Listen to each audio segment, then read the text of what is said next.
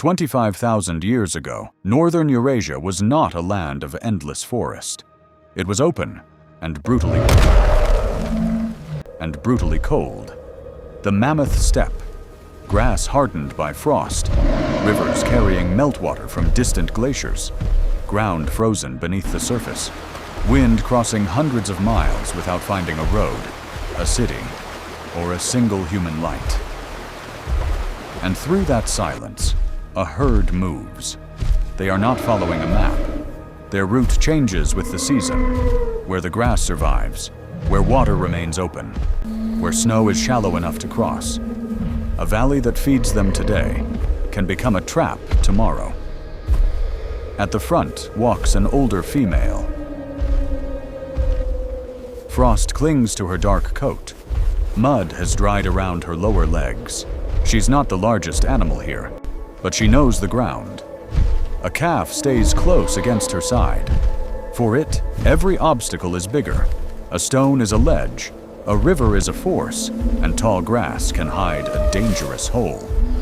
That is why the adults keep the young inside the herd. At a shallow glacial river, the older female slows. Her trunk reaches into the water, feeling for stable stones before she steps in. Adults form the outer line. Calves remain between them, guiding it forward with a quick touch of the trunk. Then the herd moves on. Trunks tear up grass with roots and soil still hanging beneath it. Calves nudge and shove each other in play. One rolls in dry dust, rises and shakes pale dirt through its coat. Then the rhythm changes.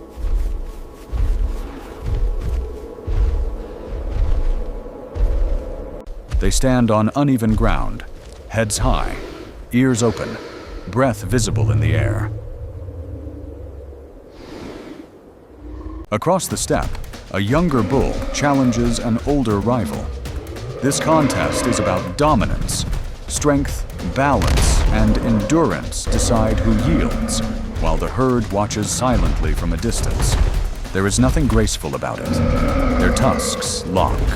Their feet gouge into dirt, roots, and loose stone. Dust lifts through the last gold of afternoon, but the larger male has the angle. More weight, more control. For several seconds, neither one moves. Then the younger bull slides backward, one step, then another. He breaks contact and lowers his head. The winner does not chase him. He stands there, breathing hard, while dust falls around his legs. By sunset, the herd is moving again. This land is crowded with life. Wild horses, steppe bison, woolly rhinos, wolves, and cave lions. Healthy adult mammoths are difficult to challenge. The young, the injured, and animals pushed into bad ground are not. As daylight fades, another danger begins to move. It does not roar. It does not rush across the plain. It has no claws, no tusks. Between low rocks and scattered trees, human figures appear. They are almost invisible at first. Rough hides, long wooden shafts, fragments of movement behind cover. A healthy mammoth in open country is too powerful to confront head-on. So the humans do not try. They stay apart. They use trees, rocks, and shallow folds in the land. A low call comes from one side. Another answers farther away. The older female hears it before she sees anyone. She stops. Her trunk rises. She pulls the wind into her lungs. The calves stop playing. Adults close in around them. No panic, not yet. Only pressure. One human shape crosses between the trees. Another appears farther along the ridge. The sounds continue. Not language the mammoths can understand, but enough to make the ground behind them feel unsafe. The herd turns. At first it moves fast. Then it runs. This is not a clean sprint. Mammoths carry enormous momentum. Their feet hammer the earth. Dust and stones jump behind them. Calves race between adult bodies as the herd tightens around them. One calf stumbles in a shallow rut. An adult catches it with the trunk and drives it forward, back into the moving wall of fur and muscle. The older female stays at the rear edge, looking once toward the dark figures before following the herd. The humans cannot outrun them. They do not have to. Ahead, the steppe becomes stone.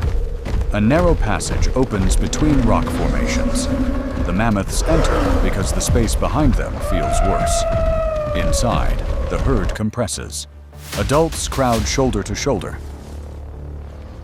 The adults stand packed in darkness, not like soldiers, like animals that understand one movement could reveal them. The older female remains closest to the entrance. Her broad body screens the deeper shadows. The calves stay pressed between adults and rock. Outside, footsteps scrape over loose stone. A silhouette crosses the mouth of the ravine. Then another. Neither enters. The passage is tight. The darkness is deep. A full-grown mammoth is still dangerous. One figure pauses. A wooden shaft rises slightly. Another leans toward the opening. Inside, a calf shifts. A pebble rolls down the wall. The silhouettes stop. No one moves. Only breath, thin vapor drifting from trunks into the moonlight. The humans hesitate. They cannot tell whether the darkness holds empty stone or something large enough to kill them. At last, they move on.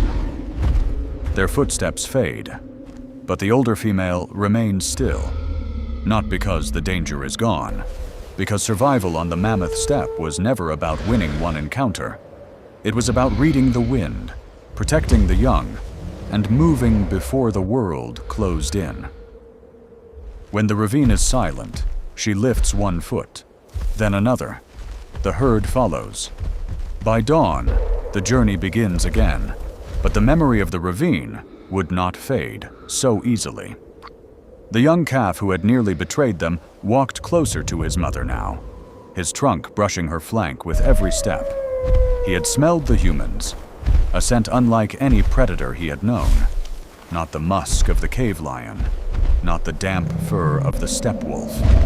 Something sharper, something that carried the weight of intention. The matriarch led them north, toward a valley where the snow melted earlier and the first shoots of spring grass were already pushing through the frost. She had learned this route from the one before her, and the one before that. Across 30,000 years of mammoth memory, they always did. Above them, the sky was changing. The great ice sheets that had ruled the world for 100 millennia were beginning their slow retreat. The mammoths couldn't know this.